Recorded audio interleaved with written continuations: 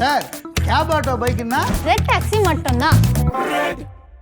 சிஎம்க்கு ஒரு ரெக்வெஸ்ட், கண்ணாடி பாட்டில்ல வாட்டர் வச்சுட்டா அவங்க அவங்களுக்கு தேவைக்கு எடுத்துட்டு கொடுத்துடலாம். அந்நியார் அவர் ஒரு நல்ல கருத்தை இங்கே சொல்லியிருக்கிறார்கள்.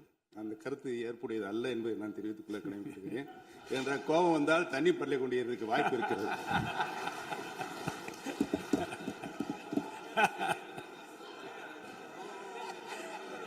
உறுப்பினர் பேசலாம். இப்போ தண்ணி பாட்டில் தான் வீசணும்னு கிடையாது, டம்ளர்ல கூட வீசி அடிக்கலாம். உறுப்பினர் தண்ணி பாட்டில் இருவதற்கான வாய்ப்பு இருக்கிறது சொன்னார்கள். ஒருவேளை அவருடைய தனிப்பட்ட அனுபவத்தின் காரணமாக அதை அவர் இங்கே குறிப்பிடுறாரா என்பதை நான் அறிய விரும்புகிறேன். உறுப்பினர் காலையில இருந்து ரொம்ப காரசாரமாவே போயிட்டு இருந்துச்சு. அதனால ஒரு ஹாப்பியா நம்மளுடைய முதல்வர் பிறந்த நாள்ல எல்லாரும் சந்தோஷமா இன்னைக்கு நம்ம அவையை செய்வோம். தண்ணீர் என்றாலே பிரச்சனை தான் போல இருக்காது. காவேரி தண்ணீரா இருந்தாலும் டாஸ்மாக் தண்ணீரா இருந்தாலும் அது ஒரு பிரச்சனையா தான் இன்னைக்கு மக்கள்கிட்ட இருக்கு. மெரிபா பன்னீர் சோடா, ஐ ட்ரஸ்ட் மெரிபா. இன்றைக்கு நம்மளுடைய பேரவையில முதல்வர் அவர்களுடைய பிறந்த நாள். முதல்வருக்கு ஒரு கோரிக்கை வைக்கிறேன். இங்கு நான் சட்டமன்றத்திற்கு வந்த நாட்களில் இருந்து அவை பணியாளர்கள் எல்லாருக்கும் இது மாதிரி ஒரு டம்ளர்ல ஒவ்வொரு இடமா போய் தண்ணி கொடுத்துக்கிட்டு இருக்காங்க. இன்னைக்கு நம்ம ரொம்ப அட்வான்ஸ்டா போயிட்டு இருக்கோம். இன்னும் ஸ்டில் அந்த ஓல்டு மாதிரி போயிட்டு இருக்கு. இல்ல ஒரே ஒரு விஷயம், மாண்பு உறுப்பினர் இந்த தேன் பாய்ந்து அந்த வார்த்தை அவைக்குள் நீக்கப்படுகிறது. அதை எடுத்துருங்க. அடுத்ததுங்க, இது மாதிரி கொடுக்கறது ஒன்லி கிளீன்லினஸ் ஒண்ணு. அவை பணியாளர்களுக்கு நிறைய வேலை இருக்கு. ஒவ்வொரு டேபிளா அவங்க தவழ்ந்து கொடுக்கறது நமக்கே பார்க்கறதுக்கு ஒரு மாதிரி இருக்கு. ஸோ சிஎம்க்கு ஒரு ரெக்வெஸ்ட், பெட் பாட்டில்ஸ்ல ஒவ்வொரு டேபிள்லயுமே பாட்டில்ஸ் நீங்க குடி தண்ணீர் வச்சிடலாம். குடிச்சிட்டு அவங்கவுங்க இடத்துல அவங்கவுங்க வச்சிட போறாங்க. இதனால கவர்மெண்ட்டுக்கு எக்ஸ்ட்ரா செலவும் ஒன்றும் வரப்போறது இல்லை. அவங்கவுங்க இடத்துல வச்சிடலாம் அப்படின்ற என் கருத்தை நான் சொல்றேன். ஏன்னா இது டம்ளர்ல கொடுக்கறதும் அது மறுபடியும் கேட்கறதும் அவங்க வருவதும் அவங்களுக்கு நிறைய பணிகள். அது பதில் ஒவ்வொரு சீட்ல ஒரு பெட் பாட்டில்ஸ் மாதிரி கண்ணாடி பாட்டில்ல வாட்டர் வச்சுட்டா அவங்க அவங்களுக்கு தேவைக்கு எடுத்துட்டு கொடுத்துடலாம். ஸோ இது பிறந்த நாள்ல முதலமைச்சருக்கு ஒரு கோரிக்கை வைக்கிறேன். அதுக்கு நாம நெகிழியில வேண்டாம், பிளாஸ்டிக் பாட்டில்ஸ் நம்ம அலோவ் பண்ண வேண்டாம், கண்ணாடி பாட்டில்ல நம்ம வைக்கலாம். உறுப்பினர் மாண்புமிகு பேரவைத் தலைவர் அவர்களே, அந்நியார் அவர் ஒரு நல்ல கருத்தை இங்கே சொல்லியிருக்கிறார்கள். அந்த கருத்து ஏற்புடையது அல்ல என்பதை நான் தெரிவித்துக் கொள்ள கடமைப்பட்டிருக்கிறேன். என்ற கோபம் வந்தால் தண்ணி பள்ளி கொண்டிருக்க வாய்ப்பு இருக்கிறது.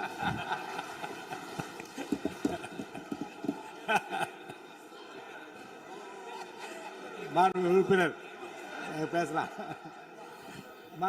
இப்போ தண்ணி பாட்டில் தான் வீசணும்னு கிடையாது, டம்ளர்ல கூட வீசி அடிக்கலாம். உறுப்பினர் ஒரு நிமிஷம்.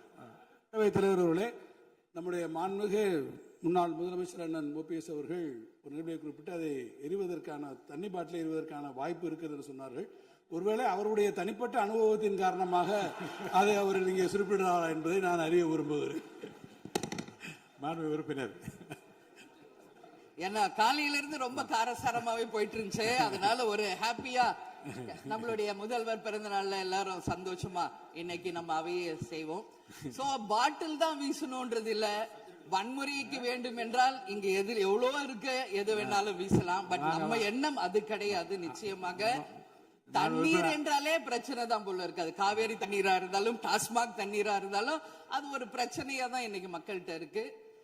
உறுதியாக காவேரியிலும் சரி மேகதாதுலும் தமிழ்நாடு சட்டமன்ற உறுப்பினர் மட்டும் இல்ல, யாரும் அதற்காக விட்டு கொடுக்க போவதில்லை என்பது உறுதி. இன்னைக்கு நம்ம முதல்வர் அவரும் புதிதாக முதல்வராக இருக்கிறார்.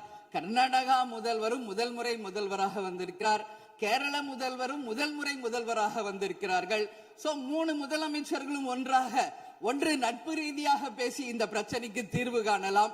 அப்படி இல்லை என்றால் அவங்க சொல்றது கேட்கலன்னா பக்காவா நம்ம சட்ட ரீதியாக ரொம்ப ரொம்ப பழமையான ஒரு விஷயத்தை அன்னைக்கு நான் சொன்ன மாதிரி பேசிக்கிட்டே தான் இருக்கிறோம். இது முழுமையாக தீர்வு அடைய வேண்டும்ன்றதா எல்லாருடைய கருத்து. இன்னைக்கு நம்மளுக்குள்ள வாதங்கள் பிரதிவாதங்கள் டிஸ்கஷன்ஸ் இங்கு வந்தாலும் இது நிரந்தரமாக தீர்க்கப்பட வேண்டும் என்பதில் யாருக்கும் மாற்று கருத்து இல்லை.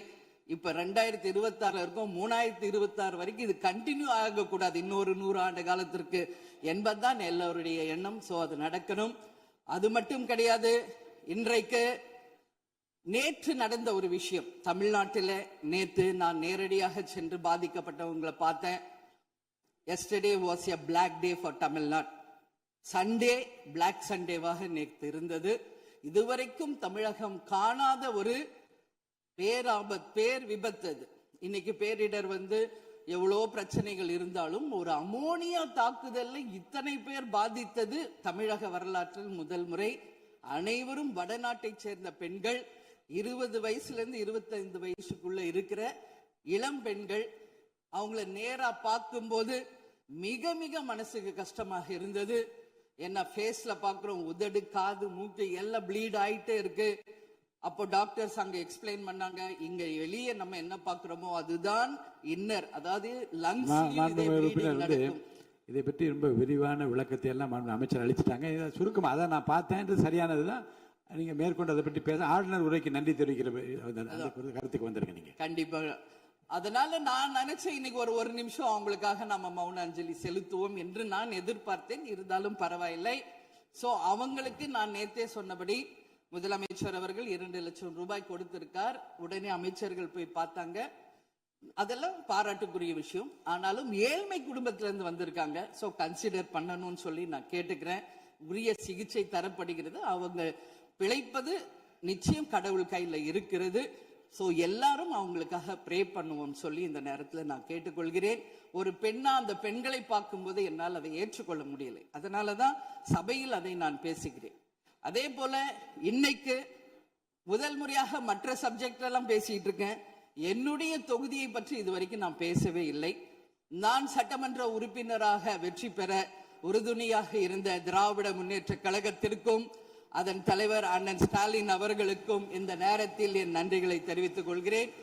விருதாச்சலம் தொகுதி 2006 புரட்சி கலைஞர் கேப்டன் அவர்கள் முதல் முறையாக வெற்றி பெற்று ஒரு சரித்திர சாதனை படைத்த தொகுதி. மீண்டும் அந்த தொகுதியிலேயே என்னை வெற்றி பெற செய்த விருதாச்சலம் தொகுதி மக்களுக்கு என்னுடைய மனப்பூர்வமான நன்றிகளை இந்த அவையிலே தெரிவித்துக் கொள்வதில் பெருமை அடைகிறேன்.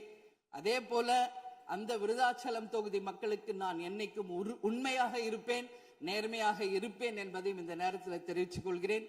அவைத்தலைவர் அவர்களே, இதுல விருதாச்சலம் தொகுதிக்கு தேவையான அத்தனை விஷயங்களும் நான் எழுதியிருக்கேன். அவை நேரத்தை நான் அதிகம் ஏற்றுக்கொள்ள எல்லாருக்கும் வாய்ப்பு தரணும் அப்படின்றதுனால ஒரு 3 பாயிண்ட் மட்டும் சொல்றேன். முடிந்த பிறகு இதை உங்க நேரடியா உங்க கையில் நான் தருகிறேன்.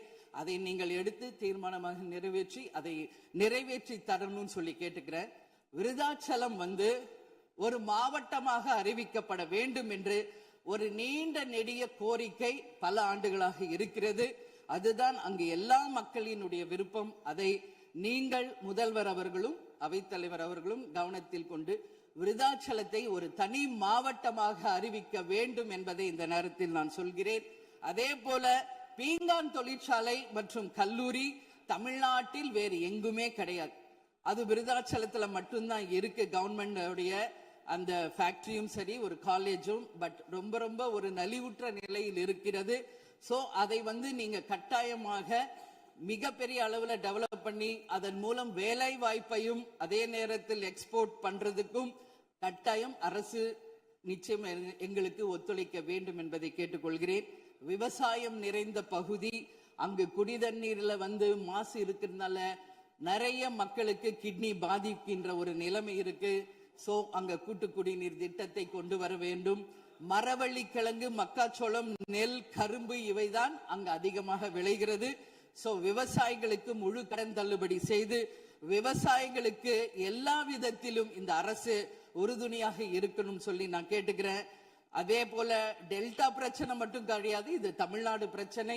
நம்மளுடைய நீர் ஆதாரம் எல்லாருக்கும் கிடைக்க வேண்டும் என்றும் கூறி இது அவை முடிந்தவுடன் இதை உங்களிடம் சமர்ப்பிப்பேன். இதை நீங்கள் ஏற்று இதை கட்டாயம் நிறைவேற்றி தர வேண்டும் தொகுதிக்காக என்று கேட்டுக்கொண்டு, எல்லாருக்குமே இந்த நேரத்தில் இந்த அவையில் பேச வாய்ப்பு கொடுத்த அவைத்தலைவர் அவர்களுக்கும் இன்று பிறந்த நாள் காணும் முதல்வர் அவர்களுக்கும் என் நன்றிகளை தெரிவித்துக் கொண்டு அமர்கிறேன். நன்றி, வணக்கம். சார் கேப் ஆட்டோ பைக்குன்னா ரெட் டாக்ஸி மட்டும்தான். மெரிபா பன்னீர் சோடா. I trust Meriba.